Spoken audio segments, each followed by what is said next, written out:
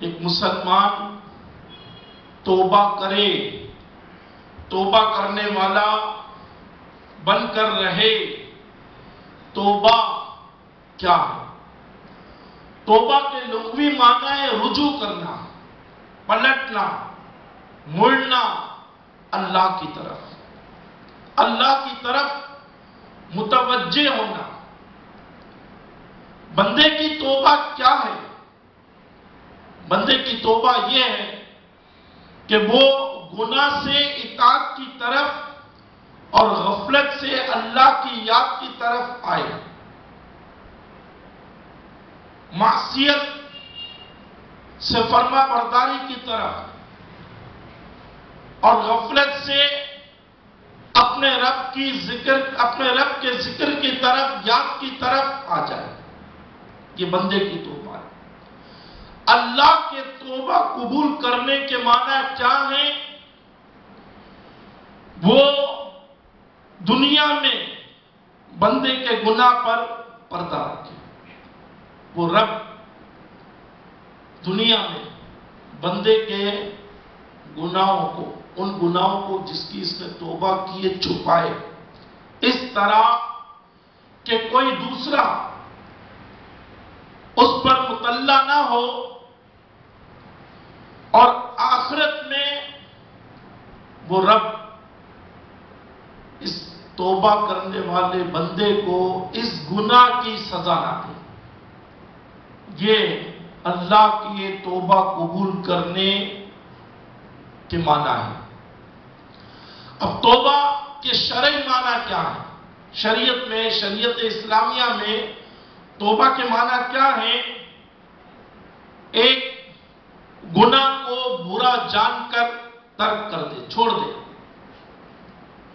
دوسرا، اپنے گناہ پر شرمندہ ہو، نادم ہو۔ تیسرا، گناہ نہ کرنے کا پکا ارادہ کرے، مصمم، مضبوط، پختہ ارادہ کرے۔ چوتھا، اس گناہ کا تدارک کرے، اس کی تلافی کرے۔ اب اس میں بھی دو قسم کے گناہ ہو سکتے ہیں۔ ایک حقوق اللہ میں سے ہو سکتا ہے، دوسرا حقوق العباد میں سے ہو سکتا ہے۔ اگر حقوق اللہ میں سے اللہ سے معافی مانگے اور پھر جو فرائض ہیں اس کی قضا کرے، مثلا فرض نمازیں چھوڑی ہیں، فرض روزے چھوڑے ہیں، اس کی قضا ادا کرے۔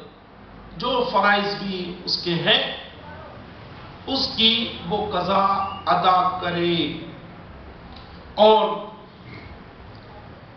وہ نوافل کی جگہ فرائض کی قضا ہی ادا کرے۔ اور ہمارے یہاں تو عام طور پر نوافل اور مستحبات کی دوڑ ہے، تو فرائض کی قضا کیا ہے اس کی طرف ہمارا دھیان نہیں۔ تو جو فرائض چھوٹے ہیں اللہ کی بارگاہ میں توبہ کر کے اس کی قضا ادا کی جائے۔ اسی طرح اگر ان گناہوں کا تعلق حقوق العباد سے ہے تو پھر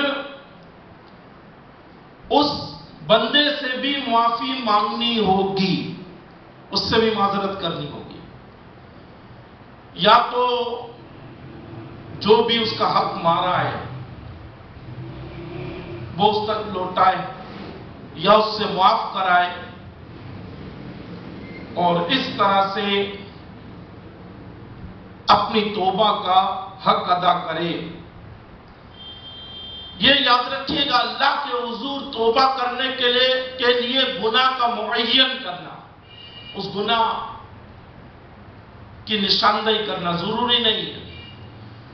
بس جو گناہ ہوئے ہیں اس کی وہ معافی مانگ لے، اور اللہ خوب جانتا ہے کہ کیا کیا گناہ ہوئے۔ معین کرنا ضروری نہیں ہے، معین کرے تو یہ اس کا اور اللہ کا معاملہ ہے۔ اب 20 گناہ ایسے ہوتے ہیں کہ انسان بھول جاتا ہے، اور پھر آج کل تو یادداشت بھی ایسی ہے، تو ہم تمام گناہوں کی معافی مانگ لیں اپنے رب کے حضور، اور اس کا اعتراف کر لیں.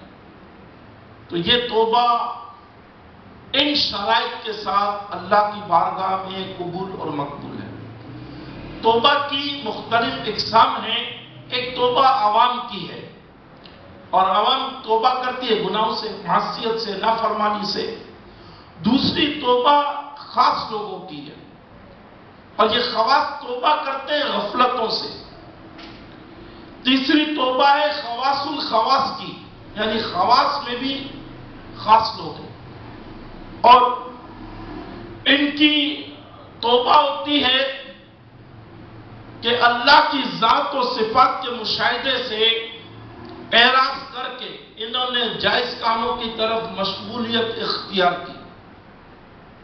یہ اس پر نادم اور شرمندہ ہوتے ہیں.